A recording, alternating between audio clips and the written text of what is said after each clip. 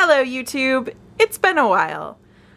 Sometimes when you are trying to be a fully functioning human and doing all of the self-care things that entails, you have to choose between doing the necessary thing like going to have your car looked at and shipping off brain hats and all that jazz, instead of the fun things like making YouTube videos or building blanket forts.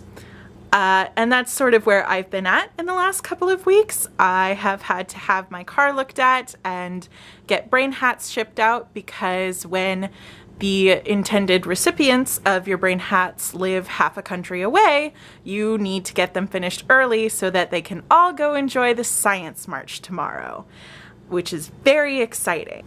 And it got me thinking a little bit about being prepared, and while this isn't necessarily going to be an elaborate plot to overthrow the king, it is an important element because when you have to take your car in because its check engine light came on, the thing that you thought would be really easy, like a trip to the post office, winds up getting a lot more complicated. And if you are prepared for that, it is much easier to deal with and much less likely to result in not being able to make a video than if you aren't prepared for that. And I believe that the same is true for if you are, say, at some kind of protest or march and something goes wrong.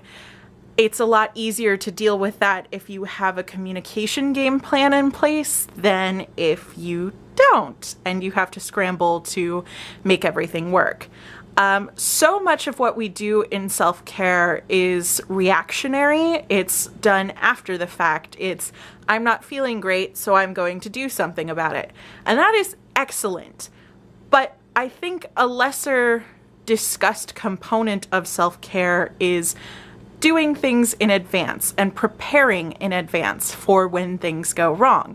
And while you never want anything to go wrong, having a plan in place is really, really helpful because you have already thought about it, and whatever you might be feeling in terms of stress or anxiety or sheer unadulterated panic is mitigated by the fact that you have already taken this into account. And usually you can trick your brain into believing that it's going to be okay because you prepared.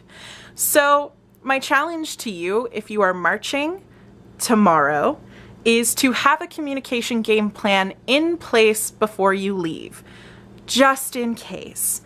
Have a person who is not going to be at the march know when you're going, how long you're going to be, who you are with, and where you are. Just do that, be prepared for it. That way, if someone's shoes break, someone's phone gets stolen, or none of those things happen, but you want them to know that you're safe anyway, you have someone you can call. And if your check engine light comes on, do your best to make that work too. Maybe think a little bit about the towing companies in the area, having jumper cables in your car, and so on and so forth for that.